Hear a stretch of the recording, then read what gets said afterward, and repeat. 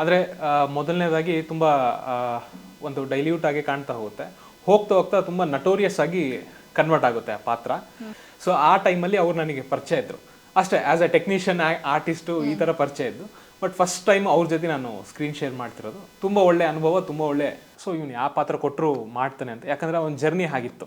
ಆ ಜರ್ನಿಯಲ್ಲಿ ನೋಡಿದ್ರು ಏನೇನು ಕೊಟ್ಟರೆ ಏನೇನು ಮಾಡಿಸ್ಬೋದು ಈ ವ್ಯಕ್ತಿ ಹತ್ರ ಅಂತ. ಸೊ ಡೈರೆಕ್ಟ್ರು ಆರ್ಟಿಸ್ಟ್ ಮೇಲೆ ಇಟ್ಟಿರೋ ಕಾನ್ಫಿಡೆನ್ಸ್ ಏನಿರುತ್ತಲ್ಲ, ಅದು ತುಂಬ ಪ್ಲಸ್ ಆಗಿ ವರ್ಕ್ ಆಗುತ್ತೆ ಸ್ಕ್ರೀನ್ಸಲ್ಲಿ. ಸೊ ತುಂಬ ಜಜಾಂಟಿಕಾಗಿ ಕಾಣ್ತೀನಿ. ತುಂಬ ಪ್ರೀವಿಯಸಲ್ಲಿ ಲೆಕ್ಚರಿಂಗ್ ಆಗಿದ್ದಾಗ ಅಲ್ಲಿದ್ದಾಗ ಒಂದಷ್ಟು ಡ್ಯಾನ್ಸ್ ವೀಡಿಯೋಸ್ ಅವು ಇವೆಲ್ಲ ಮಾಡ್ತಾಯಿದ್ದೆ. ಸೊ ಅದು ಕೂಡ ಹೆಲ್ಪ್ ಆಗಿ ಇವತ್ತು ಅಲ್ಲಿಂದ ಅದು ಲೈನ್ ಬೆಳ್ಕೊಂಬಂದಿದೆ. ಅದಾದಮೇಲೆ ವಾಸು ನಮ್ಮ ಪಕ್ಕ ಕಮರ್ಷಿಯಲ್ ಅನ್ನೋ ಸಿನಿಮಾದಲ್ಲಿ ಮಾಡಿದೆ. ಅದಾದಮೇಲೆ ವಜ್ರ ಅನ್ನೋ ಸಿನಿಮಾ ನನ್ನ ಫಸ್ಟು ಇಂಡಿಪೆಂಡೆಂಟ್ ಎಡಿಟ್ರಾಗಿ ವರ್ಕ್ ಮಾಡಿದೆ. ಹಾಗೆ ಪೋಸ್ಟರ್ ಡಿಸೈನ್ಸು ಕೈ ಹಾಕಿದೆ. ಸೊ ಅದಾದ ನಂತರ ಶಿವಣ್ಣ ಅವರ ಬೆಳ್ಳಿ ಸಿನಿಮಾಕ್ಕೂ ಮೋಷನ್ ಪೋಸ್ಟರ್ ವರ್ಕು, ಈ ಥರ ಸುಮಾರು ಸಿನಿಮಾಗಳಲ್ಲಿ ಟೆಕ್ನಿಕಲ್ ಬ್ಯಾಕ್ಗ್ರೌಂಡ್ ಇಟ್ಕೊಂಡು ವರ್ಕ್ ಮಾಡ್ತಾ ಬಂದೆ. ಹಾಯ್ ಹೆಲೋ ಕನ್ನಡ ಪುಚ್ಚನ, ಈ ಒಂದು ವಿಶೇಷ ಎಪಿಸೋಡ್ಗೆ ನಿಮ್ಮೆಲ್ಲರಿಗೂ ಹಾರ್ಟ್ಲಿ ವೆಲ್ಕಮ್. ನಾನು ನಿಮ್ಮ ಕಾವ್ಯ ಕೃಷ್ಣಮೂರ್ತಿ. ಪ್ರತಿ ಸಿನಿಮಾದಲ್ಲಿ ಹೀರೋ ಇದ್ದರೆ ವಿಲನ್ ಇರಲೇಬೇಕು. ಹಾಗೆ ಇರೊಂದು ಸಿನಿಮಾ ಅಂದರೆ ವಿಕಾಸ ಪರ್ವ ಸಿನಿಮಾ. ಇದೇ ಸೆಪ್ಟೆಂಬರ್ 13ಕ್ಕೆ ನಿಮ್ಮೆಲ್ಲರ ಮುಂದೆ ಬರ್ತಾ ಇದೆ. ಸಿನಿಮಾದಲ್ಲಿ ಖಡಕ್ಕಾಗಿ ಕಾಣಿಸ್ಕೊಂಡಿರುವಂಥ ಅಂದರೆ ನೆಗೆಟಿವ್ ಶೇಡ್ನಲ್ಲಿ ಕಾಣಿಸ್ಕೊಂಡಿರುವಂಥ ವಿಲನ್ ಆದಂಥ ಸಮೀರ್ ಆಚಾರ್ ಇವತ್ತು ನಮ್ಮ ಜೊತೆ ಇದ್ದಾರೆ. ಸಿನಿಮಾದಲ್ಲಿ ಏನೇನು ಮಾಡಿದ್ದಾರೆ, ಏನು ಮಾಡೋಕ್ಕೆ ಹೊರಟಿದ್ದಾರೆ ಎಲ್ಲವನ್ನ ಅವ್ರ ಹತ್ರ ಕೇಳ್ತಾ ಹೋಗೋಣ. ಮೊದಲಿಗೆ ಅವ್ರನ್ನ ಕಾರ್ಯಕ್ರಮಕ್ಕೆ ವೆಲ್ಕಮ್ ಮಾಡ್ಕೊಳ್ಳೋಣ. ಹಲೋ ಸರ್, ನಮಸ್ತೆ, welcome to the show. Hi, ನಮಸ್ತೆ. ಹೇಗಿದ್ದೀರಾ? ಚೆನ್ನಾಗಿದ್ದೀನಿ, ನೀವು ಹೇಗಿದ್ದೀರಾ? ಆರಾಮಾಗಿದ್ದೀನಿ. ಸೊ ಆಗಲೇ ಹೇಳಿದೆ, ಪ್ರತಿ ಸಿನಿಮಾದಲ್ಲಿ ಹೀರೋ ಎಷ್ಟು ಇಂಪಾರ್ಟೆಂಟೋ ಅಷ್ಟೇ ಇಂಪಾರ್ಟೆಂಟ್ ವಿಲನ್ ಕೂಡ ಆಗಿರ್ತಾರೆ. ಸೊ ನಿಮ್ಮ ಪಾತ್ರ ಈ ಸಿನಿಮಾದಲ್ಲಿ ಅದು ಎಷ್ಟು ವಿಶೇಷವಾಗಿರುತ್ತೆ ಅನ್ನುವಂಥದ್ದು ತುಂಬ ಡಿಫ್ರೆಂಟಾಗಿ ಬಂದಿದೆ ಈ ಸಿನಿಮಾದಲ್ಲಿ ನನ್ನ ಪಾತ್ರ ಅಂತ ಹೇಳ್ಬೇಕಂದ್ರೆ. ಆದರೆ ಮೊದಲನೇದಾಗಿ ತುಂಬ ಒಂದು ಡೈಲ್ಯೂಟ್ ಆಗಿ ಕಾಣ್ತಾ ಹೋಗುತ್ತೆ, ಹೋಗ್ತಾ ಹೋಗ್ತಾ ತುಂಬ ನಟೋರಿಯಸ್ ಆಗಿ ಕನ್ವರ್ಟ್ ಆಗುತ್ತೆ ಆ ಪಾತ್ರ. ಈ ಚಿತ್ರದ ಕ್ಲೈಮ್ಯಾಕ್ಸಲ್ಲಿ ಬರುತ್ತೆ ಪಾತ್ರ. ನನ್ನ ಜೊತೆ ಬಾಲಾ ಸರ್ ಅಂದರೆ ಬಾಲರಾಜವಾಡಿ ಸರ್ ಅವ್ರ ಜೊತೆ ನಾನು ಸ್ಕ್ರೀನ್ ಶೇರ್ ಮಾಡಿದ್ದೀನಿ. ಎರಡು ಕ್ಯಾರೆಕ್ಟರ್ಗಳು ಒಂಥರ ಸಿನಿಮಾಗೆ ಗೇಮ್ ಚೇಂಜರ್ ಅಂತಲೇ ಹೇಳ್ಬೋದು ಕ್ಲೈಮ್ಯಾಕ್ಸಲ್ಲಿ ಬಂದು ಹೋಗೋದು. ಬಟ್ ನಾನು ಒಂದೇನು ಹೇಳೋಕ್ಕೆ ಇಷ್ಟಪಡ್ತೀನಿ ಅಂದರೆ, ಕೊನೆವರೆಗೂ ಈ ಕೊನೆಗೆ ಬರೋದ್ರಲ್ಲೂ ಹೊರಗಡೆ ಬಂದಾದ್ಮೇಲೆ ಆಡಿಯನ್ಸು ಅವ್ರ ತಲೆಯಲ್ಲಿ ಉಳಿದ್ಬಿಡುತ್ತೆ ಆ ಪಾತ್ರಗಳು. ಅಷ್ಟು ಮ್ಯಾಜಿಕ್ ಆಗಿ ಕ್ರಿಯೇಟ್ ಮಾಡುತ್ತೆ ಎರಡು ಪಾತ್ರಗಳಂತ ಹೇಳ್ಬೋದು. ಬೇರೆ ಥರದೇ ಒಂದು ನೆಗೆಟಿವ್ ಶೇಡ್ ಇದೆ ಅದು ಹಾಗೆ ಏನೋ ಹೋಗ್ತಾ ಇರ್ತಾರೆ, ಹೋಗ್ತಾ ಇದ್ದಾಗ ಮತ್ತೇನೋ ಆಗುತ್ತೆ. ಇನ್ನು ನನಗೆ ಇವ್ರು ಈ ಥರ ಎಲ್ಲ ಮಾಡಿಬಿಟ್ರ ಅನ್ನೋ ಲೆಕ್ಕಕ್ಕೆ ಆಡಿಯನ್ಸ್ಗೆ ಆ ಎಕ್ಸೈಟ್ಮೆಂಟು ಆ ಪಾತ್ರಗಳು ಕೊಡುತ್ತೆ ಅಂತ ಹೇಳ್ಬೋದು. ಆಮೇಲೆ ವಿಶೇಷವಾಗಿ ನಾನು ಥ್ಯಾಂಕ್ಸ್ ಹೇಳಬೇಕು ಅಂದರೆ ನಮ್ಮ ಡೈರೆಕ್ಟ್ರಿಗೆ ಥ್ಯಾಂಕ್ಸ್ ಹೇಳೋಕ್ಕೆ ಇಷ್ಟಪಡ್ತೀನಿ ಈ ಪಾತ್ರ. ಓಕೆ, ಬಾಲರಾಜವಾಡಿ ಸರ್ ಅವ್ರ ಜೊತೆ ಅಂತ ಹೇಳ್ತಾ ಇದ್ರಿ. ಹಿಂದೆ ಅವರು ಸಾಕಷ್ಟು ಸಿನಿಮಾ ನೋಡಿದೀವಿ. ಹಾಗೆ ಈಗ ಪೆಪ್ಪೆ ಸಿನಿಮಾದಲ್ಲೂ ಕೂಡ ಅವರ ಪಾತ್ರ ವಿಭಿನ್ನವಾಗಿತ್ತು. ಬಟ್ ಅಷ್ಟೇ ಜನಕ್ಕೆ ಈ ಪಾತ್ರ ಅನ್ನೋ ರೀತಿಲಿ ಕೂಡ ಇತ್ತು. ಸೊ ಇಬ್ರು ಸೇರ್ಕೊಂಡು ಈ ಸಿನಿಮಾದಲ್ಲಿ ಏನೋ ಮಾಡಕ್ ಹೊರಟಿದ್ದೀರಾ. ಒಬ್ರು ಅವರು ಅಲ್ಲಿ ಒಬ್ರೇ ಆತರ ಆಕ್ಟ್ ಮಾಡಿದ್ರು. ಸೊ ಈ ಇಬ್ಬರ ಕಾಂಬೋ ಹೇಗಿರುತ್ತೆ ಅಂತ? ಒಂಥರ ಮಾವಾಳಿಯ ಪಾತ್ರ ಎರಡು ಹೇಳ್ಬೇಕಂದ್ರೆ, ಅದೊಂಥರ ಜುಗುಲ್ ಬಂದು ತುಂಬ ಚೆನ್ನಾಗಿ ಬಂದಿದೆ. ಅವರು ಪ್ರೀವಿಯಸ್ ಆಗಿ ಒಂದು ಸಿನಿಮಾ ಎಡಿಟ್ ಮಾಡಿದ್ದೆ, ನಾನು ಎಡಿಟರ್ ಕೂಡ ಆ್ಯಕ್ಟರ್ ಜೊತೆಗೆ. ಸೊ ಆ ಟೈಮಲ್ಲಿ ಅವ್ರು ನನಗೆ ಪರಿಚಯ ಇದ್ದರು ಅಷ್ಟೇ, ಆ್ಯಸ್ ಎ ಟೆಕ್ನಿಷಿಯನ್ ಆರ್ಟಿಸ್ಟು ಈ ಥರ ಪರಿಚಯ ಇದ್ದು. ಬಟ್ ಫಸ್ಟ್ ಟೈಮ್ ಅವ್ರ ಜೊತೆ ನಾನು ಸ್ಕ್ರೀನ್ ಶೇರ್ ಮಾಡ್ತಿರೋದು, ತುಂಬ ಒಳ್ಳೆ ಅನುಭವ, ತುಂಬ ಒಳ್ಳೆ ಕಲಿಕೆ ನನಗೆ ಆ ಟೈಮಲ್ಲಿ. ತುಂಬ ಚೆನ್ನಾಗಿದೆ ಅದು. ನಾನು ಎಲ್ಲ ರಿವೀಲ್ ಮಾಡೋದಕ್ಕಿಂತ ಹೆಚ್ಚಾಗಿ ಥಿಯೇಟ್ರಿಗೆ ಬಂದು ನೋಡಿದರೆ ತುಂಬ ಚೆನ್ನಾಗಿರುತ್ತೆ, ಆ ಇಂಪ್ಯಾಕ್ಟ್ ಬೇರೆ ಇರುತ್ತೆ ಅಂತ ಹೇಳೋಕ್ಕೆ ಇಷ್ಟಪಡ್ತೀನಿ. ವಿಕಾಸ ಪರ್ವ ನಿಮ್ಗೆ ಎಷ್ಟು ಇಂಪಾರ್ಟೆಂಟ್, ಎಷ್ಟು ಸ್ಪೆಷಲ್ ಅನ್ನೋದು ನಿಮ್ಮ ಟಿ ಶರ್ಟ್ ನಲ್ಲೇ ಕಾಣ್ತಾ ಇದೆ. ಸೊ ವಿಕಾಸ ಪರ್ವ ನಿಮಗೆ ಸಿಕ್ಕಿದ್ ಹೇಗಾಯ್ತು ಇದೆಲ್ಲ? ಇದರ ಫಸ್ಟ್ ಕ್ರೆಡಿಟ್ ನಾನು ನಮ್ಮ ಡೈರೆಕ್ಟರ್ಗೆ ಕೊಡ್ತೀನಿ. ಅವರು ಅಂದರೆ ಅನ್ಬೋರ ಸಾರಿಗೆ ಕೊಡ್ತೀನಿ. ಅವರು ನನಗೆ ಪ್ರೀವಿಯಸ್ ಮೂವಿಯಲ್ಲಿ ಪರಿಚಯ ಆದರು, ಸೈಕಿಕ್ ಅನ್ನೋ ಮೂವಿಯಲ್ಲಿ ಪರಿಚಯ ಆದರು. ಅವರು ಡೈರೆಕ್ಷನ್ ಡಿಪಾರ್ಟ್ಮೆಂಟ್ ವರ್ಕ್ ಮಾಡ್ತಿದ್ರು. ಸೊ ಅಲ್ಲಿ ಪರಿಚಯ ಆಗಿದ್ದು. ಸೊ ಆ ರಿಲೇಷನ್ಶಿಪ್ ಇಲ್ಲಿವರೆಗೆ ಬೆಳ್ಕೊಂಬಂದಿದೆ. ನನ್ನ ನೋಡಿದ ತಕ್ಷಣ ಯಾರು ನಟೋರಿಯಸ್ ಕಿಲ್ಲರು ಮತ್ತೊಂದು ಇನ್ನೊಂದು ಅಂತಾರಂತ ನನಗೆ ಡೌಟೇ. ಎಲ್ಲರೂ ನೋಡಿದ್ರು ನನಗೆ ಅದೇ ಥರ ಅಂದರು. ಬಟ್ ಅವರು ತುಂಬ ಬಿಲೀಫ್ ಮಾಡಿದ್ರು ನನ್ನ ಮೇಲೆ. ಸೊ ಇವನು ಯಾವ ಪಾತ್ರ ಕೊಟ್ಟರು ಮಾಡ್ತಾನೆ ಅಂತ, ಯಾಕಂದರೆ ಒಂದು ಜರ್ನಿ ಆಗಿತ್ತು. ಆ ಜರ್ನಿಯಲ್ಲಿ ನೋಡಿದರು ಏನೇನು ಕೊಟ್ಟರೆ ಏನೇನು ಮಾಡಿಸ್ಬೋದು ಈ ವ್ಯಕ್ತಿ ಹತ್ರ ಅಂತ. ಸೊ ಅವ್ರಿಗೊಂದು ಅವಕಾಶ ಬಂದಾಗ ನನಗೊಂದು ಅವಕಾಶ ಕೊಟ್ಟರು. ಒಂದಷ್ಟು ಇನ್ಸಿಡೆಂಟ್ ಇದೆ, ನಾನು ನೆನೆಸ್ಕೊಳ್ಳೇಬೇಕು ಅದನ್ನು. ಮೊದಲನೇದಾಗಿ ಒಂದು ಆಡಿಷನ್ ತೊಗೊಂಡ್ರು. ಆಡಿಷನಲ್ಲಿ ಏನು ಪರ್ಫಾರ್ಮ್ ಇತ್ತು ಅದು ಮಾಡಿ ಆದಮೇಲೆ ಸಕಲೇಶ್ಪುರದಲ್ಲಿ ಶೂಟ್ ಆಗಿದ್ದು. ನಮ್ಮ ಪೋರ್ಷನ್ ಮಿಡ್ ನೈಟಲ್ಲಿತ್ತು. ಸೊ ಆ ಟೈಮಲ್ಲಿ ನಾನು ಬ್ಯಾಂಗ್ಳೂರ್ದಲ್ಲಿ ಟ್ರಾವೆಲ್ ಮಾಡಿ ಹೋದಾಗ ಎಲ್ಲ ನೋಡಿದರು, ಇವರ ಈ ಪಾತ್ರ ಮಾಡ್ತಿರೋದು ಏನು ಒಳ್ಳೆ ಸಾಫ್ಟ್ವೇರ್ ಇಂಜಿನಿಯರಿಂಗ್ ಇದ್ದಾರೆ, ಆ ಥರ ಇದೆ ಅಂತೆಲ್ಲ ಕಮೆಂಟ್ಗಳು ಕೇಳ್ಬಿಟ್ಟೆ. ಕೇಳಿದ್ಮೇಲೆ ಅವರು ಒಂದೇ ಮಾತಂದರು, ಗೊತ್ತಿದೆ ಬಿಡ್ರಿ ಅವ್ರಿಗೆ, ಅವ್ರು ಮಾಡ್ಕೊಂಬರ್ತಾರೆ ಬಿಡ್ರಿ, ಯಾಕೆ ತಲೆ ಕೆಡ್ಸ್ಕೊತೀರಾ ಅಂತಂದರು. ಆ ಕಾನ್ಫಿಡೆನ್ಸ್ ನನಗೆ ಅದು ಪಾತ್ರ ಮಾಡಿಸಿದ್ದು. ಅದು ಬಿಟ್ಟು ಬೇರೆ ಏನಿಲ್ಲ. ಸೊ ಡೈರೆಕ್ಟ್ರು ಆರ್ಟಿಸ್ಟ್ ಮೇಲಿಟ್ಟಿರೋ ಕಾನ್ಫಿಡೆನ್ಸ್ ಏನಿರುತ್ತಲ್ಲ ಅದು ತುಂಬ ಪ್ಲಸ್ ಆಗಿ ವರ್ಕ್ ಆಗುತ್ತೆ ಸ್ಕ್ರೀನ್ಸಲ್ಲಿ. ಸೊ ತುಂಬ ಜಜಾಂಟಿಕಾಗಿ ಕಾಣ್ತೀನಿ. ತುಂಬ ನಾನು ಡಬ್ಬಿಂಗ್ ಟೈಮಲ್ಲೆಲ್ಲ ನೋಡ್ತಿರ್ಬೇಕಾದ್ರೆ ವಿಷುವಲ್ಸ್ ಎಲ್ಲ ನಾನು ಹೀಗೆಲ್ಲ ಕಾಣ್ತೀನ, ಹೀಗೆಲ್ಲ ಮಾಡ್ತೀನ ಅನ್ನೋ ಆಶ್ಚರ್ಯ ನನಗೂ ಆಯಿತು. ಆ್ಯಕ್ಚುಲಿ ಅಷ್ಟು ಚೆನ್ನಾಗಿ ಬಂದಿದೆ. ಸೊ ಇದ್ರ ಕ್ರೆಡಿಟ್ ಹೋಗಬೇಕಾದ್ದು ಅನ್ಬು ಸರ್, ಜೊತೆಗೆ ವಿಶ್ರುತ್ ಸರ್, ಆಮೇಲೆ ನಾಗೇಶ್ ಸರ್, ರೋಹಿತ್ ನಾಗೇಶ್ ಏನು ಲೀಡಲ್ಲಿ ಮಾಡಿದಾರಲ್ಲ ಅವ್ರದ್ದು ಸೈಕಿಕ್ಕಲ್ಲಿ ಒಂದು ಕ್ಯಾರೆಕ್ಟರ್ಗಳು ಮಾಡ್ಕೊಂಡಿದ್ದೆ ಅವ್ರ ಜೊತೆನೂ. ಸೊ ಹಾಗಾಗಿ ನನಗೆ ಓವರ್ ಆಲ್ ಆಗಿ ಒಂದು ಸೆಟ್ಟಲ್ಲಿ ಒಂದು ಕಂಫರ್ಟ್ ಝೋನ್ ಕ್ರಿಯೇಟ್ ಆಯಿತು. ಸೊ ಆ ಕಂಫರ್ಟ್ ಝೋನ್ ಕೂಡ ನನಗೆ ಒಂಥರ ಆ್ಯಕ್ಟಿಂಗ್ ಚೆನ್ನಾಗಿ ಬರೋದಕ್ಕೆ ಕ್ರಿಯೇಟಬಲ್ ಆಗಾಯಿತು ಅಂತ ಹೇಳೋಕ್ಕೆ ಇಷ್ಟಪಡ್ತೀನಿ. ಸೂಪರ್. ಈಗ ವಿಲನ್ ಅಂದಿದ ತಕ್ಷಣ ನೆಗೆಟಿವ್ ಶೇಡ್, ನೆಗೆಟಿವ್ ರೋಲ್ ಅಂದಿದ ತಕ್ಷಣ ಎಲ್ಲರಿಗೂ ಕೂಡ ಒಂದು ಇಮೇಜ್ ಬಂದ್ಬಿಡುತ್ತೆ, ಹೀಗಿಗೆ ಇರಬೇಕು, ಹೀಗಿಗೆ ಇರ್ತಾರೆ ಅಂತ. ಬಟ್ ನಿಮ್ಮ ವಿಚಾರಕ್ಕೆ ಬಂದಾಗ ನೀವು ಹೇಳಿದ್ರಿ ಡೈರೆಕ್ಟರ್ಗೆ ನನ್ನ ಮೇಲೆ ಇದ್ದಂಥ ನಂಬಿಕೆ ನನ್ನನ್ನು ಇವತ್ತು ಇಲ್ಲಿ ವಿಲನ್ ಆಗಿ ಆಗಿಸಿದೆ ಅಂತ ಹೇಳಿ. ಸೊ ನಿಮಗೆ ನಿಮ್ಮ ಮೇಲೆ ಇದ್ದಂಥ ಕಾನ್ಫಿಡೆನ್ಸ್ ಏನು ಅಂತ? ಪ್ರೀವಿಯಸ್ ಆಗಿ ಒಂದು ಚಿಕ್ಕ ಶಾರ್ಟ್ ಮೂವಿ ಮಾಡಿದ್ದೆ, ಗ್ಲಿಚ್ ಅಂತ. ಅದರಲ್ಲೊಂದು ಸೈಕೋಪಾತ್ ಕ್ಯಾರೆಕ್ಟ್ರು, ಅದು ಬರೀ ಒಂದು 3 ಶಾರ್ಟ್ಸಲ್ಲೇ ಇಡೀ ಶಾರ್ಟ್ ಮೂವಿ ಶೂಟ್ ಆಗಿದ್ದು.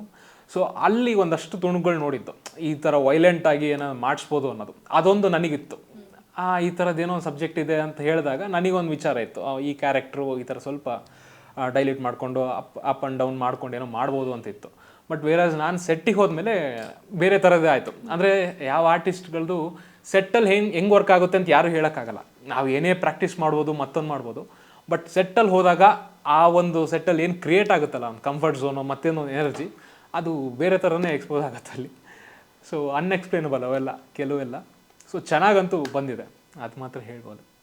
ಸೂಪರ್. ನಿಮ್ಮನ್ನು ಮಾತಾಡಿಸ್ತಾ ನೀವು ಹೇಳಿದ್ರಿ ಎಡಿಟರ್ ಆಗಿದ್ದೆ, ಹಾಗೆ ಶಾರ್ಟ್ ಮೂವೀಸ್ ಮಾಡಿದ್ದೀನಿ ಅಂತೆಲ್ಲ ಹೇಳಿಬಿಟ್ಟು.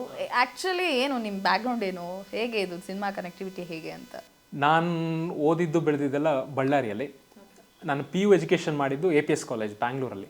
ಅಲ್ಲಿಂದ ಮತ್ತೆ ನಾನು ಡಿಗ್ರಿ ಎಜುಕೇಷನ್ ಮಾಡಿದ್ದು ಬಳ್ಳಾರಿಯಲ್ಲಿ ಇದ್ದಾಗ ಒಂದು 600 ಬಜೆಟ್ಗೆ ಒಂದು ಶಾರ್ಟ್ ಮೂವಿ ತೆಗೆದಿದ್ವಿ. ಶಾರ್ಟ್ ಮೂವಿ ಅಂದ್ರೂ 1 hour 17 minutes ಏನೋ ಬಂದಿತ್ತು ಆ ಥರದ್ದು. ಸೊ ಅವಾಗೆ ಒಂದಷ್ಟು ಮೀಡಿಯಾ ಕವರೇಜಸ್ಸು ಎಲ್ಲ ಆಗಿತ್ತು ಆ ಒಂದು ಪರ್ಟಿಕ್ಯುಲರ್ ಸಬ್ಜೆಕ್ಟಿಗೆ. ಸೊ ಅಲ್ಲಿಂದ ನನಗೆ ಇನ್ಸ್ಪೈರ್ ಆಗಿ ಆ ಜರ್ನಿ ಹಾಗೆ ಸಾಕ್ತಾ ಬಂತು. ಅದಾದಮೇಲೆ ಮತ್ತೆ ಕೆರಿಯರ್ ಅದ್ರ ಮೇಲೆ ಫೋಕಸ್ ಮಾಡಿ ಒಂದಷ್ಟು ಗ್ಯಾಪ್ ಆಯಿತು. ಗ್ಯಾಪ್ ಆದಮೇಲೆ ಮತ್ತೆ ಇಲ್ಲಿ ಮೀಡಿಯಾ ಚಾನಲ್ಗಳದು ಅದು ಇದು ಮತ್ತು ಕಾಂಟ್ಯಾಕ್ಟ್ ಬಂದು ನಾನು ಪ್ರೀವಿಯಸ್ಸಲ್ಲಿ ಲೆಕ್ಚರಿಂಗ್ ಆಗಿದ್ದಾಗ ಅಲ್ಲಿದ್ದಾಗ ಒಂದಷ್ಟು ಡ್ಯಾನ್ಸ್ ವೀಡಿಯೋಸ್ ಅವು ಇವೆಲ್ಲ ಮಾಡ್ತಾಯಿದ್ದೆ. ಸೊ ಅದು ಕೂಡ ಹೆಲ್ಪ್ ಆಗಿ ಇವತ್ತು ಅಲ್ಲಿಂದ ಅದು ಲೈನ್ ಬೆಳ್ಕೊಂಬಂದಿದೆ. ನನ್ನ first cinema rocket, Ninasam Satish sir ಅವರ ರಾಕೆಟ್ ಸಿನಿಮಾದಲ್ಲಿ ಟೆಕ್ನಿಕಲ್ ಬ್ಯಾಕ್ಗ್ರೌಂಡಲ್ಲಿ ವರ್ಕ್ ಮಾಡಿದೆ. ಅದ್ರ ಜೊತೆಗೆ ಒಂದು ಚಿಕ್ಕ ಪಾತ್ರನೂ ಮಾಡಿದೆ. ಅಲ್ಲಿ ನಾನು ಫಸ್ಟ್ ಕ್ಯಾಮ್ರಾ ಫೇಸ್ ಮಾಡಿದ್ದು ಅಲ್ಲೇ. ಸಿನಿಮಾ ದೊಡ್ಡ ಬ್ಯಾನರು ಈ ಥರದ್ದೆಲ್ಲ ಹೇಳ್ತಾರಲ್ಲ, ಹಾಗೆ ನಾನು ಫೇಸ್ ಮಾಡಿದ್ದು ಅಲ್ಲಿ. ಸೊ ಅದಾದ ನಂತರ ಒಂದಷ್ಟು ಪಾತ್ರಗಳು ಸಿಗ್ತಾ ಹೋಯಿತು. ಅದಾದಮೇಲೆ ವಾಸು ನಾನು ಪಕ್ಕ ಕಮರ್ಷಿಯಲ್ ಅನ್ನೋ ಸಿನಿಮಾದಲ್ಲಿ ಮಾಡಿದೆ. ಅದಾದಮೇಲೆ ವಜ್ರ ಅನ್ನೋ ಸಿನಿಮಾ ನನ್ನ ಫಸ್ಟು ಇಂಡಿಪೆಂಡೆಂಟ್ ಎಡಿಟ್ರಾಗಿ ವರ್ಕ್ ಮಾಡಿದೆ. ಹಾಗೆ ಪೋಸ್ಟರ್ ಡಿಸೈನ್ಸು ಕೈ ಹಾಕಿದೆ. ಇನಿಷಿಯಲ್ ಡೇಸಲ್ಲಿ ಈ ಮೋಷನ್ ಪೋಸ್ಟರ್ಸ್ ಎಲ್ಲ ಇತ್ತು, ಆವಾಗ ತುಂಬ ಇತ್ತು ಟ್ರೆಂಡಿಂಗ್. 2014-15 ತುಂಬ ಟ್ರೆಂಡಿಂಗ್ ಇತ್ತು. ಆ ಟೈಮಲ್ಲಿ ನಾನು ಫಸ್ಟ್ ಸಿನಿಮಾ ಆ ಥರ ವರ್ಕ್ ಮಾಡಿದ್ದು ಅಂದರೆ ಜಯಲಲಿತಾ ಅಂತ, ಶರಣ್ ಸರ್ದು. So he is a first hero. ನನಗೆ ಫೋಟೋ ತೆಗೆಸ್ಕೊಂಡಿದ್ದು ಅವತ್ತು. ಸೊ ತುಂಬ ಮೆಮೊರಬಲ್ ಡೇ ಅವತ್ತು. ಜಯಲಲಿತಾ ಆಡಿಯೋ ರಿಲೀಸ್ ಏನೋ ಪ್ರೆಸ್ ಮೀಟ್ ಇದ್ದಾಗ ಹೋಗಿ ಫೋಟೋ ತೆಗೆಸ್ಕೊಂಡಿದ್ದೆ. ಸೊ ಅದಾದ ನಂತರ ಶಿವಣ್ಣ ಅವರ ಬೆಳ್ಳಿ ಸಿನಿಮಾಕ್ಕೂ ಮೋಷನ್ ಪೋಸ್ಟರ್ ವರ್ಕು, ಈ ಥರ ಸುಮಾರು ಸಿನಿಮಾಗಳಲ್ಲಿ ಟೆಕ್ನಿಕಲ್ ಬ್ಯಾಕ್ಗ್ರೌಂಡ್ ಇಟ್ಕೊಂಡು ವರ್ಕ್ ಮಾಡ್ತಾ ಬಂದೆ. ಸೊ ಆ್ಯಕ್ಟಿಂಗ್ ತುಂಬ ಪ್ಯಾಷನೇಟ್ ಆಗಿದ್ದೆ. ಬಟ್ ಎಲ್ಲಿ ನನಗೆ ಒಂದು ಪ್ಲ್ಯಾಟ್ಫಾರ್ಮ್ ಅಂತ ಸಿಗ್ತಿದ್ದಿಲ್ಲ. ಎಲ್ಲ ಸುಮಾರು ಇದರಲ್ಲೆಲ್ಲ ಟೆಕ್ನಿಕಲಿ ವರ್ಕ್ ಮಾಡಬೇಕಾದ್ರೆ ಹೀರೋಗಳದ್ದು ಫೋಟೋಶೂಟ್ ಮಾಡ್ತಾಯಿದ್ರು, ಅಲ್ಲಿ ಈ ಥರ ಮಾಡ್ತಾಯಿದ್ರು. ಸೊ ನಾವು ಬಿಗಿನಿಂಗಲ್ಲಿ ಆ ಫೋಕಸ್ ನೋಡೋಕ್ಕೋಸ್ಕರ ಹೀರೋ ಪೋಸಿಂಗ್ಗೆ ನಾವು ಕೊಡ್ತಾಯಿದ್ದೆ. ನಾನು ಹೋಗಿ ಕೂತ್ಕೊಂಡು ಹೀರೋ ಥರ ಹಿಂಗೆಲ್ಲ ಆ್ಯಂಗಲಲ್ಲಿ ನೋಡ್ತಾ ಇದ್ದೆ. ಎಲ್ಲೋ ಒಂದು ಚಿಕ್ಕದಾಗಿ ಫ್ರೇಮಲ್ಲಿ ಏನೋ ಕಾಣ್ತೀನೇನೋ ಆ ಥರ ಕೊಟ್ಬಿಟ್ಟು ಚಾನ್ಸ್ ಕೊಡ್ತಾರೇನೋ ಅನ್ನೋ ಲೆಕ್ಕಕ್ಕೆ ಅಲ್ಲಿಂದ ಬಿಗಿನ್ ಆಗಿದ್ದು.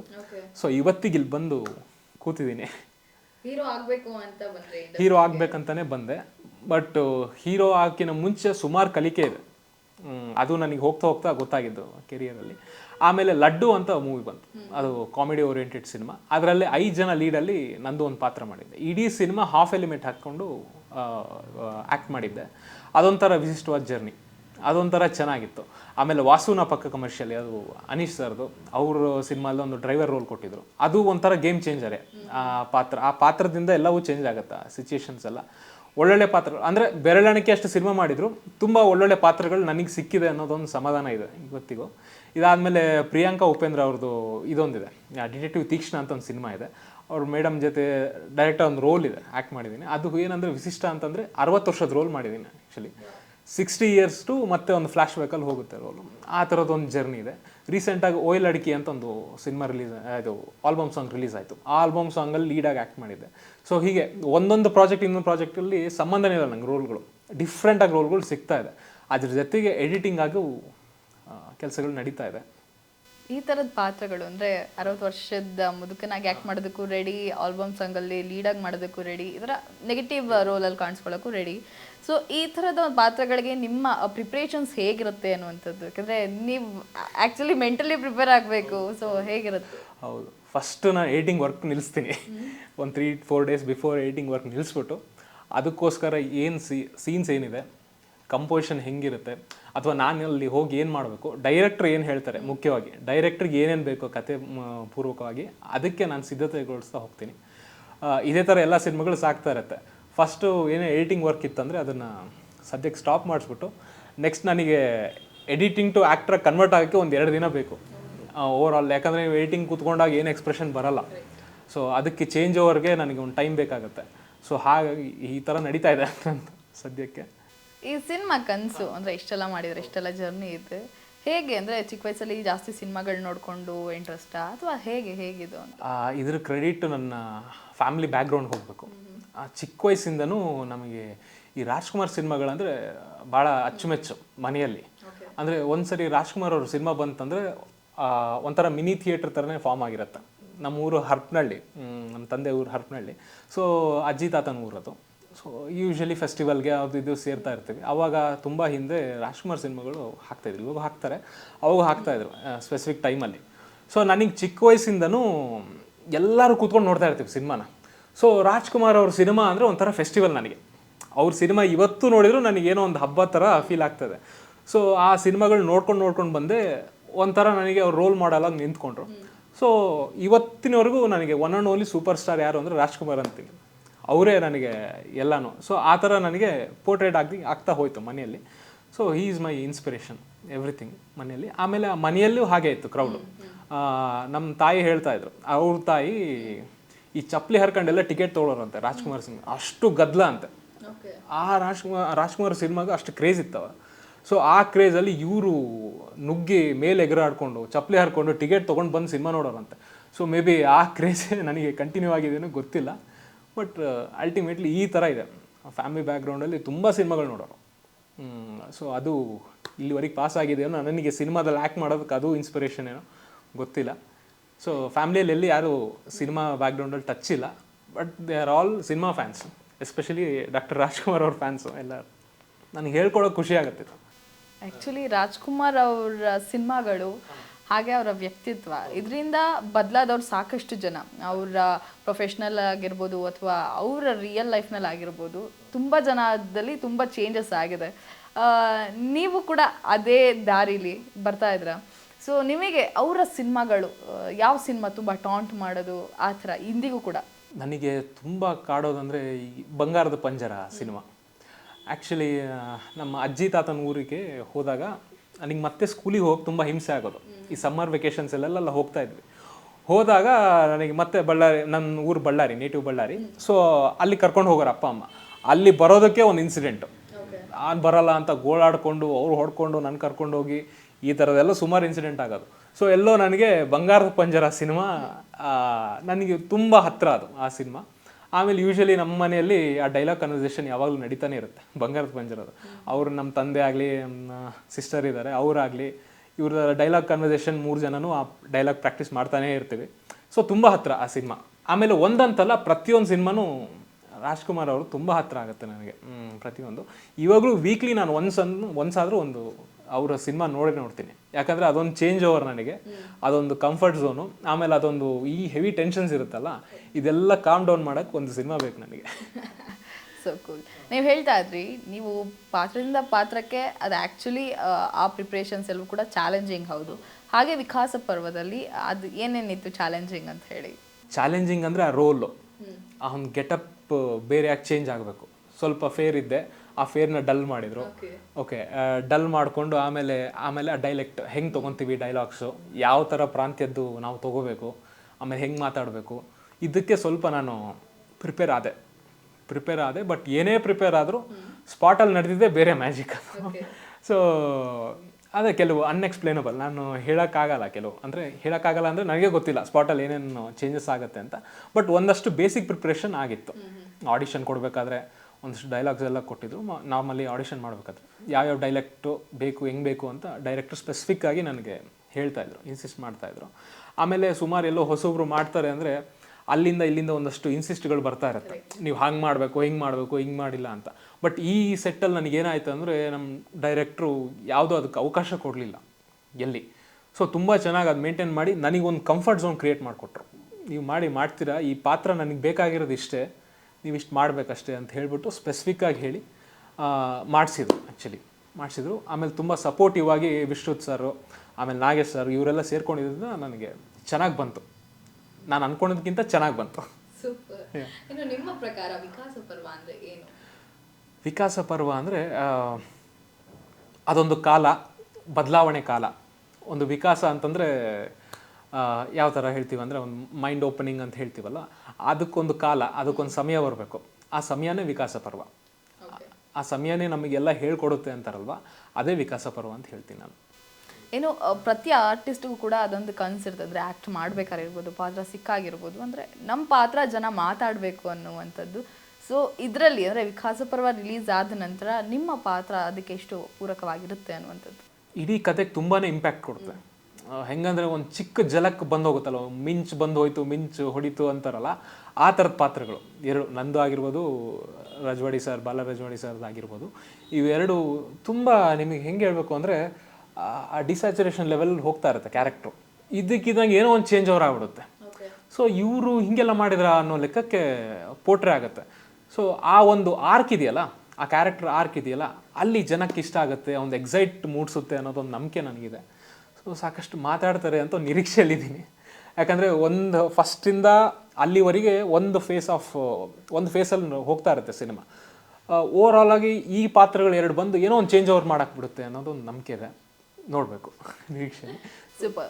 ಏನು ಈ 24 ಅಂದರೆ 2024 ಸೆಕೆಂಡ್ ಹಾಫ್ ಒಂದು ಒಳ್ಳೆ ಓಪನಿಂಗ್ ಪಡ್ಕೊಂಡಿದೆ. ಭೀಮಾ, ಕೃಷ್ಣಂ, ಪ್ರಣಯ ಸಖಿ ಈ ಥರ. ಸೊ ಇದ್ರ ಹಿಂದೆ ಸಾಕಷ್ಟು ಸಿನಿಮಾಗಳು ರಿಲೀಸ್ ಆಗ್ತದೆ ಕನ್ನಡದಲ್ಲಿ, ಜನ ಎಲ್ಲರೂ ಕೂಡ ಅಕ್ಸೆಪ್ಟ್ ಮಾಡ್ತಾ ಇದ್ದಾರೆ, ಬಂದು ಸಿನಿಮಾವನ್ನು ಥಿಯೇಟರ್ನಲ್ಲಿ ನೋಡ್ತಾ ಇದ್ದಾರೆ. ಸೊ ರೈಟ್ ಟೈಮ್ ನಿಮ್ಮ ಸಿನಿಮಾ ಕೂಡ ಬರ್ತಾ ಇದೆ, ಇದು ಎಷ್ಟು ಖುಷಿ ಕೊಡುತ್ತೆ ಅಂತ? ತುಂಬ ಖುಷಿ ಕೊಡುತ್ತೆ. ಯಾಕಂದರೆ ಬ್ಯಾಕ್ ಟು ಬ್ಯಾಕ್ ಸಿನಿಮಾಗಳು ಹಿಟ್ ಆಗ್ತಿದೆ, ಎಲ್ಲೋ ಥಿಯೇಟ್ರಿಗೆ ಬರ್ತಾ ಇಲ್ಲ, ಅದು ಎಲ್ಲಿ ನೋಡಿದ್ರು ಇದೇ ನ್ಯೂಸ್ ಕೇಳ್ತಾ ಇದ್ದೀವಿ ನಾವು. ಅಂದರೆ ನನಗೆಲ್ಲೋ ಒಂದು ಕಡೆ ಅನ್ಸೋದು, ನಾವೇ ನೆಗೆಟಿವ್ ಆಗಿ ಹೇಳಿಬಿಟ್ರೆ ಇನ್ಯಾರು ಬರ್ತಾರೆ ಅನ್ನೋದೊಂದು ತಲೆಯಲ್ಲಿತ್ತು. ಬಟ್ ಅದನ್ನೆಲ್ಲ ವಾಶ್ಔಟ್ ಮಾಡಿ ಸಿನಿಮಾಗಳು ಹಿಟ್ ಆಗ್ತಿದೆ. ಸೊ ಅದೇ ಫೇಸಲ್ಲಿ ನಮ್ಮ ಈ ವಿಕಾಸ ಪರ್ವನೂ ಬರ್ತಾ ಇದೆ ಅನ್ನೋದೊಂದು ಖುಷಿ ಇದೆ. ಹಾಗೆ ಜನರು ಆ ಸಿನಿಮಾಗಳಿಗೆ ಹೆಂಗೆ ಫಿಲ್ ಆದರೂ ನಮ್ಮ ಸಿನಿಮಾಗಳಿಗೂ ಥಿಯೇಟ್ರಲ್ಲಿ ಬಂದು ಸಿನಿಮಾ ನೋಡ್ತಾರೆ. ಯಾಕಂದರೆ ಇದು ಒಳ್ಳೆ ಮೆಸೇಜ್ ಓರಿಯೆಂಟೆಡ್ ಸಿನಿಮಾ. ಈ ಥರ ಕಂಟೆಂಟಲ್ಲಿ ಆ್ಯಕ್ಟ್ ಮಾಡಿದ್ದೀನಿ ಅಂತ ತುಂಬ ಖುಷಿ ಇದೆ ನನಗೆ. ಸೊ ಅಷ್ಟು ನಿರೀಕ್ಷೆಯಲ್ಲಿದ್ದೀನಿ. ಆಮೇಲೆ ಈ ಪಾತ್ರದಿಂದ ನನಗೇನೋ ಒಂದಷ್ಟು ಅವಕಾಶಗಳು ಒದಗಿ ಬರುತ್ತೆ ಅನ್ನೋದೊಂದು ನಂಬಿಕೆನೂ ನನಗೆ ತುಂಬ ಗಾಢವಾಗಿದೆ. ಅಷ್ಟು ಹೇಳೋಕ್ಕೆ ಇಷ್ಟಪಡ್ತೀನಿ ನಾನು. ಸೂಪರ್. ಅದೆಲ್ಲವೂ ಕೂಡ ಸಕ್ಸಸ್ ಆಗಲಿ, ನೀವು ಅಂದ್ಕೊಂಡಿದ್ದಾಗೆ ಆಗಲಿ. ಇನ್ನು ಸೆಪ್ಟೆಂಬರ್ 13ಕ್ಕೆ ಸಿನಿಮಾ ರಿಲೀಸ್ ಆಗ್ತಾ ಇದೆ. ಫೈನಲ್ ಆಗಿ ನಮ್ಮ ವೀಕ್ಷಕರಿಗೆ ಏನಾದರೂ ಹೇಳೋದಿದ್ರೆ? ದಯವಿಟ್ಟು ಎಲ್ಲರೂ ಥಿಯೇಟ್ರಿಗೆ ಬಂದು ಸಿನಿಮಾ ನೋಡಿ, ಸಿನಿಮಾನ ಗೆಲ್ಲಿಸಿ. ಖಂಡಿತವಾಗಿ ಗೆಲ್ಲಿಸ್ತೀರಾ ಸಿನಿಮಾ ಚೆನ್ನಾಗಿತ್ತಂದರೆ. ನಿಮ್ಮ ಸಪೋರ್ಟ್ ಹೀಗೆ ಇರಲಿ. ವಿಕಾಸ ಪರ್ವ ಸೆಪ್ಟೆಂಬರ್ 13th ರಿಲೀಸ್ ಆಗ್ತಿದೆ. ದಯವಿಟ್ಟು ಎಲ್ಲರೂ ಬಂದು ಸಿನಿಮಾ ನೋಡಿ ಸಪೋರ್ಟ್ ಮಾಡಿ ಅಂತ ಕೇಳ್ಕೊತೀನಿ. Thank you so much and all the best. Thank you. So ಮತ್ತ್ಯಾಕೆ ತಡ, ನಾವು ಕೂಡ ಇದೇ 13ನೇ ತಾರೀಕು ಸಿನಿಮಾವನ್ನು ಥಿಯೇಟರ್ಗೆ ಹೋಗಿ ನೋಡೋಣ ಅಂತ ಹೇಳ್ತಾ, ಇನ್ನಷ್ಟು ಹೆಚ್ಚಿನ ಅಪ್ಡೇಟ್ಸ್ಗಾಗಿ ನೋಡ್ತಾ ಇರಿ ಕನ್ನಡ ಪಿಕ್ಚರ್.